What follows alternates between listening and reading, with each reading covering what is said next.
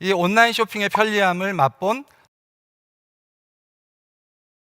소비자로서만 남든가 아니면 적극적으로 유통의 변화에 뛰어들어서 수익을 창출하는 모든 수익이 플랫폼 회사에 집중되게 돼 있습니다. 변화는 더 이상 우리들의 선택이 아니고 필연입니다. 네, 안녕하세요. 요번에 토크 콘서트에 모실 분은 저희 애터미의 대표 스마트 그리고 잘생긴 우리 홍진용 국장님을 모셨습니다. 모두 박수로 맞이해 주셨으면 감사합니다. 잘생기셨어요. 너무 좋게 소개를 해주셔서 몸둘 바를 모르겠습니다. 홍진영입니다. 네, 반갑습니다. 네, 이렇게 한 분씩 자기소개 해주시면 감사하겠습니다. 네, 안녕하세요. 저는 블루핑크팀의 신지미 팀장입니다. 안녕하세요. 블루핑크팀 노은정 팀장입니다. 네, 안녕하세요. 블루핑크팀 전지은 팀장입니다. 저희가 오늘 홍진영 국장님을 모시면서 너무 궁금한 것들이 많았는데 그것들을 모아서 질문판을 하나 만들어서 가지고 왔습니다. 그럼 질문판을 함께 보실까요? 질문판 나와주세요. 제가 처음으로 첫 번째 질문을 담당했는데요. 홍진영 국장님께 애터미를 묻겠습니다. 애터미는 뭐 하시는 거예요? 일단 질문판을 보니까 이 가슴이 이렇게 무게가 확 다가오는데 예, 애터미는 무엇인가? 이게 사실 많은, 그러니까 각자의 상황에 따라 또 현재 처해진 위치에 따라 아마 느껴지는 건 다를 거라고 보여집니다. 근데 이제 제가 보는 애터미는 리트머스 시험지라고 생각합니다. 예, 리트머스 시험지 뭔지 아시죠? 그러니까 산성인지 알칼리성인지 구별하는 건데 사실 지금 이 21세기를 살아가는 이 시대의 사람들은 제가 봤을 때는 전체 인류들 중에서 가장 빠른 속도로 변화를 경험하고 있거든요. 왜냐하면 4차 산업혁명이 18세기에 시작을 해서 지금까지 해서 1차, 2차, 3차, 4차까지 걸쳐서 인류 전체 역사를 보면 한 50만 년으로 본다면 불과 200~300년 안에 모든 혁명을 다 지금 인류가 겪고 있고 좀 못 사는 후진국 같은 경우는 그걸 한 세대가 다 겪고 있거든요. 그리고 또 지금 요즘 또 뭐가 나오나요? 또 4차 산업혁명 외에도 또 플랫폼이다, 또 인구 감소다, 저성장이다 이런 것들을 다 경험하고 있는데 특히 이제 우리 또 애터미 같은 유통 분야에서는 4번의 유통의 인류 전체를 보면 4번의 변화가 있었죠. 처음에 있었죠? 물물교환. 두 번째, 오프라인 거래. 세 번째, 온라인과 오프라인이 결합한 모델. 지금 이제 완전히 4차 산업혁명이 결합된 이제 플랫폼, 인공지능이 결합된 그런 플랫폼으로 가고 있는데 이걸 지금 한 세대가 다 겪고 있거든요. 그러니까 이런 사회 속에서 이렇게 변화가 빠른데도 불구하고 이 변화를 계속 과거의 어떤 사고방식으로 판단하고 본인이 평가를 내리려고 하는 분들이 너무 많으세요.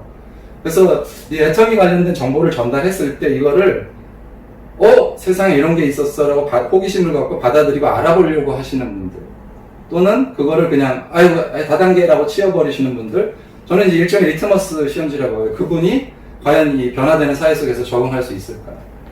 정말 제가 봤을 때 너무 특히 요즘 젊은 친구들 보면 제가 불쌍하다는 생각을 드는 게 저희 때만 하더라도 좋은 학교 나와서 좋은 전공하고 좋은 회사 취직하면 평생 어쨌든 붙어만 있으면 먹고 살았거든요. 물론 퇴직 후의 삶은 보장을 못했지만 근데 지금은 전공 하나 전공했다고 해서 아무것도 보장받을 수 있는 게 없거든요.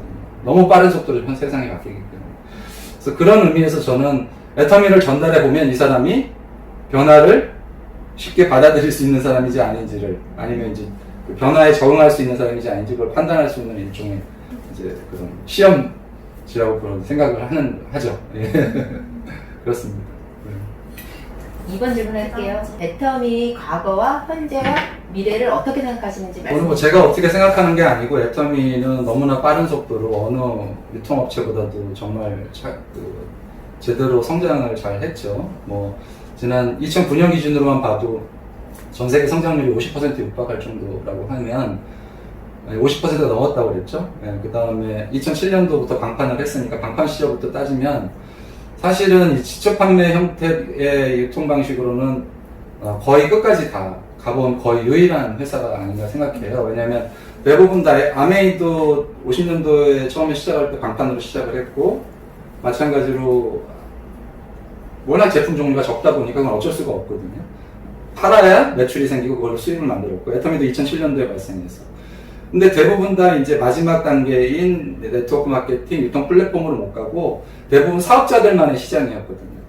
그래서 애터미는 과거의 방판에서부터 그 다음에 다단계 마케팅. 다단계 마케팅은 뭐죠? 나도 쓰지만 같이 파는 거예요. 나도 팔고 너도 팔고. 연결된 사람들이. 방판은 내가 파는 것만 실적으로 잡히는 거고, 다단계는 나도 팔고 너도 팔고 내가 쓰고. 네트워크는 뭐죠? 네트워크 마케팅은 쓰는 것만으로도 포인트가 돼서 그것이 연결된 모든 사람들이 그걸 수익을 쉐어할 수 있는 것. 거기서 이제 지금까지 플랫폼. 거기다가 이제 미래에 박한길 회장이 말씀하신 포스트 플랫폼. 거기다 더 뭐가 있죠? 퍼스널 플랫폼. 저는 이번에 박한길 회장님이 그 확장 현실, XR이라고 하죠.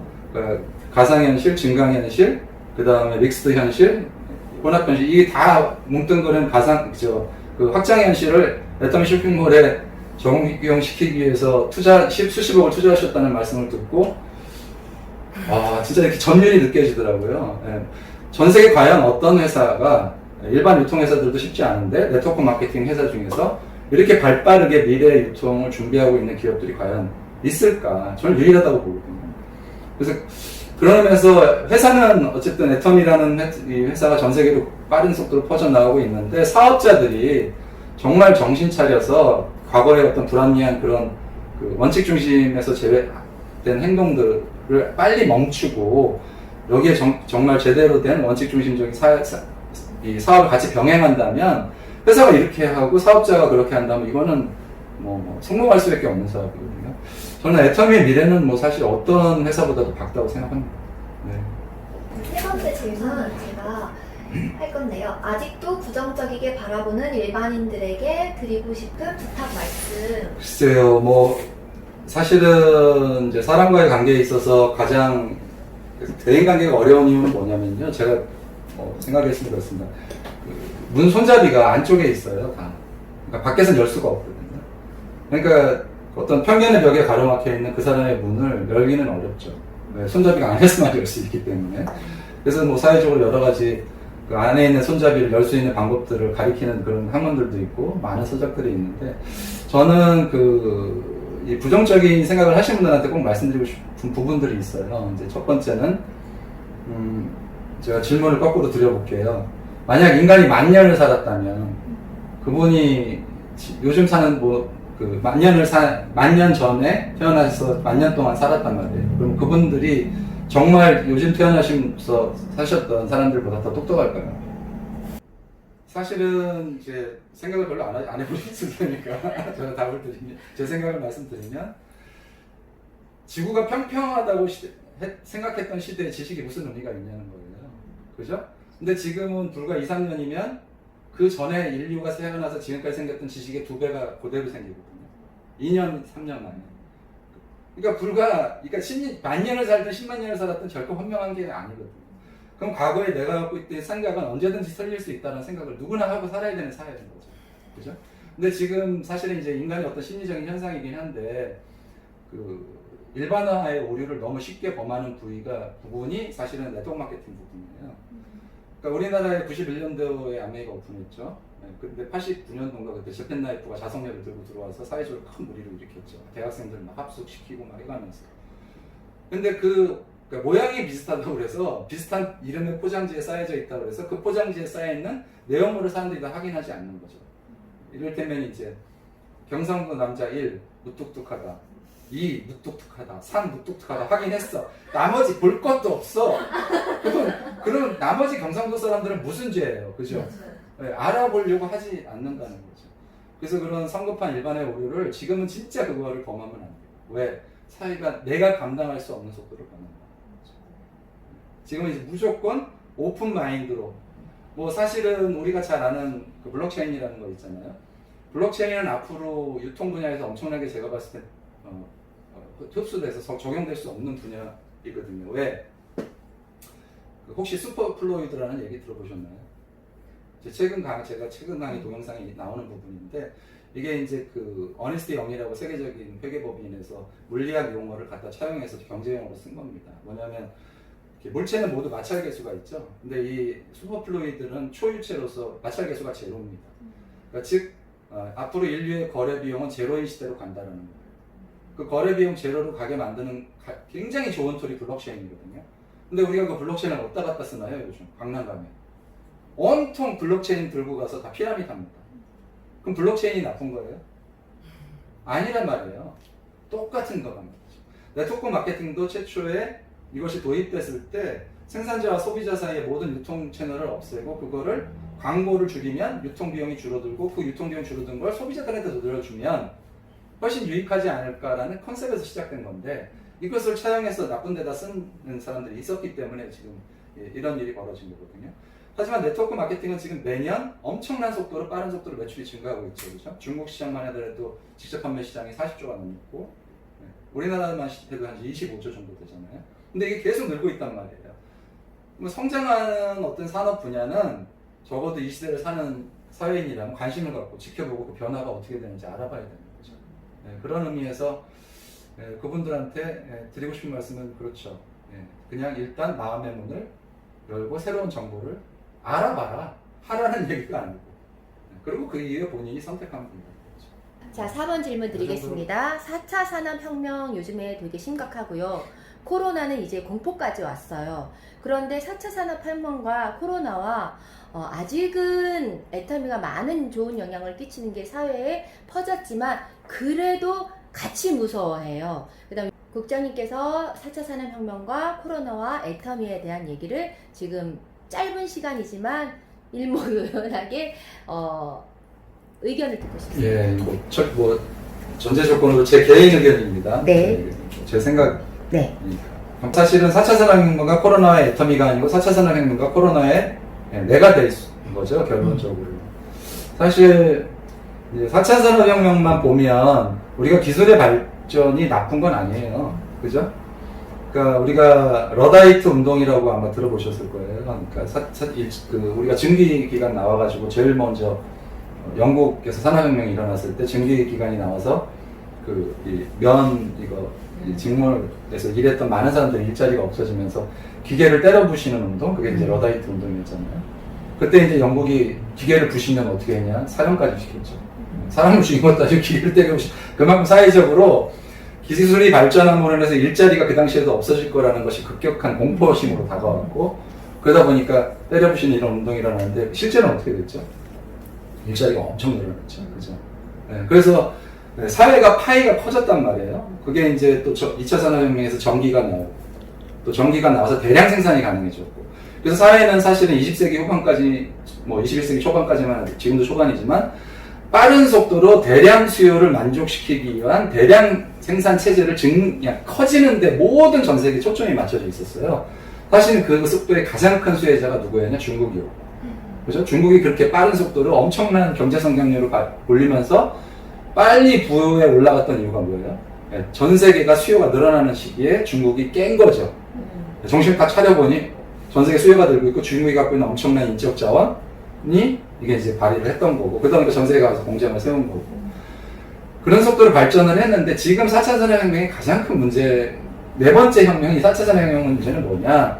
지금 많은 전문가들이 과거처럼 일자리가 늘어날 거다라고 보죠. 새로운 일자리로 대체될 거라고 보는데, 지금 현재 정확한 추이는 뭐냐면 중간층 소득자가 없어지고 있어요. 전 세계적으로.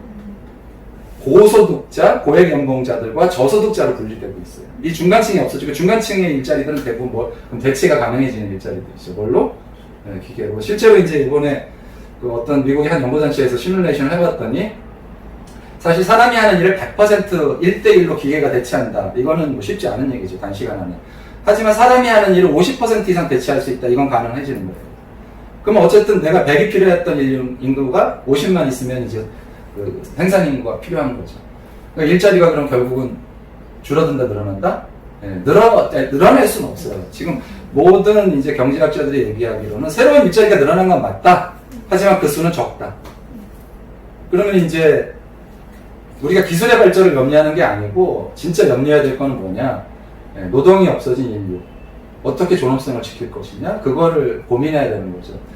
그래서 이제 제가 최근에 읽었던 책 중에서 그 초예측, 불의 미래라는 책에서도 이제 유발 하라리가 한 얘기가 있었죠. 그 사람 그분이 똑같은 얘기를 한 겁니다. 앞으로 인류는 그러니까 그러니까 기술이 좋아지고 이런 거 누가 반대해? 그건 좋은 거야. 근데 문제는 일할 데가 없어. 그건 어떡할래? 그러면 지금부터 모든 이 지도자들은 노동 없는 지구의 인류를 어떻게 이 존엄성을 지켜나갈지 다 고민해야 된다. 그거 공감하시죠? 네. 그리고 이제 똑같은 책에 이제 스캇 갤러웨이라는 교수, 뉴욕대 경영학 교수입니다.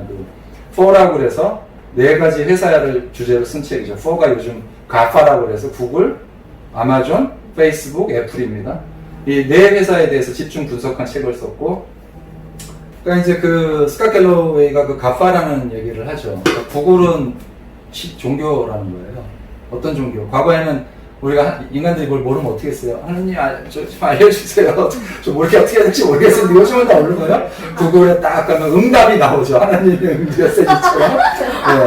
그러니까 완전히 이제 지금 구글이 신앙이 돼버린 거예요. 그죠? 페이스북은 뭐예요? 네. 그게 다 그냥 친교를 다 그걸로 하잖아요. 인맥을 그걸로 형성하고. 그죠? 아마존은 먹고 사는 거. 네. 애플은 생태계를 창조한 사람이에요. 창조한 이제 기업이고. 가파로 인해서 인류가 어쨌든 편의성이 좋아진 건 좋은데, 문제는 뭐냐? 신랄하게 비판합니다. 아마존이 정말 미국 사회 경제를 염려했던 회사라면, 본사를 시카고나 이런 데다, 지금 경제가 침체된 디트로이트나 이런 데다가 해야지, 왜 또, 이미 잘 사는 동네들에다가 세우느냐. 그 다음에 세금도 안 내지, 아마존 세금 거의 안 냅니다, 법인세를. 전 세계 그렇게 탑인데도, 왜? 모든 걸 경비로 다 떨어버리고 투자해버리고, 그리고 아마존의 모토가 그거잖아요. 이익을 내지 않는 게 모토예요. 왜? 값싸게 빠르게 공급한다는 게 때문에 모든 서비스를 글로 집중시켜버려서 모든 유통업체를 다 없애버리겠다. 심지어는 그래서 이제 유발 하라리 교수가 한 얘기가 그거예요. 앞으로 30년 후, 20년 후면 전 인류는 토마토를 아마존에 가서 사 먹어야 되는데 그랬죠. 그래서 이제 스캇 갤러웨이 교수가 한 얘기가 그겁니다. 다 분사시켜야 된다. 아마존 잘되게 쪼개버리고 애플 쪼개버리고 다 쪼개야 된다는 거예요.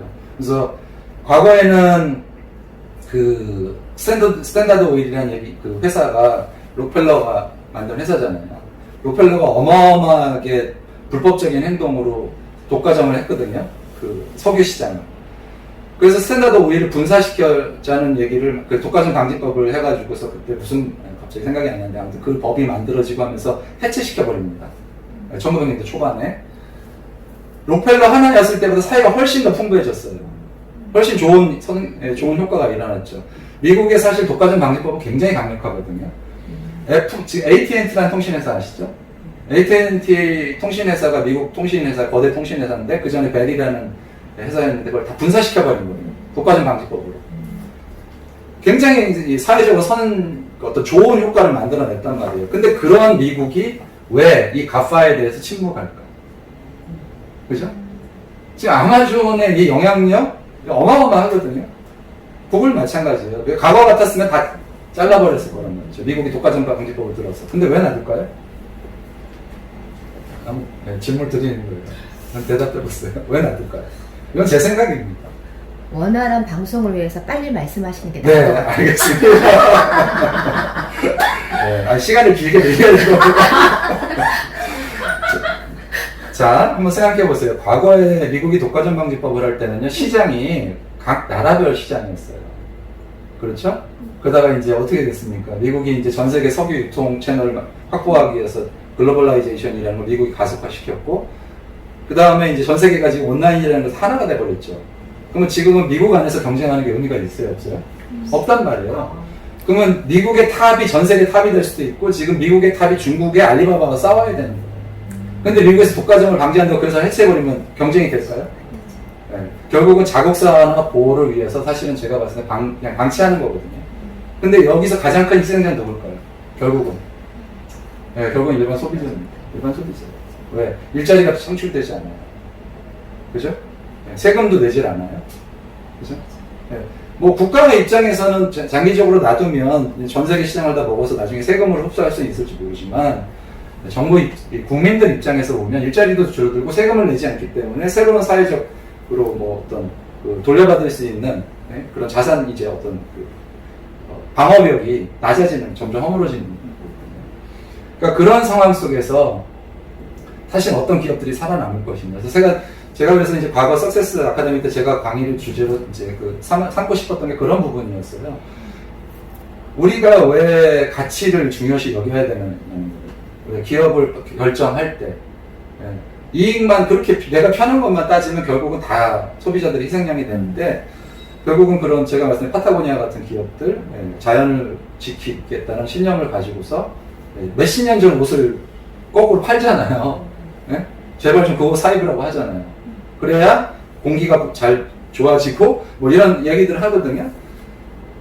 그걸 이제 그게 어떤 공감하는 소비자들은 그 물건만 쓰게 되는 거죠.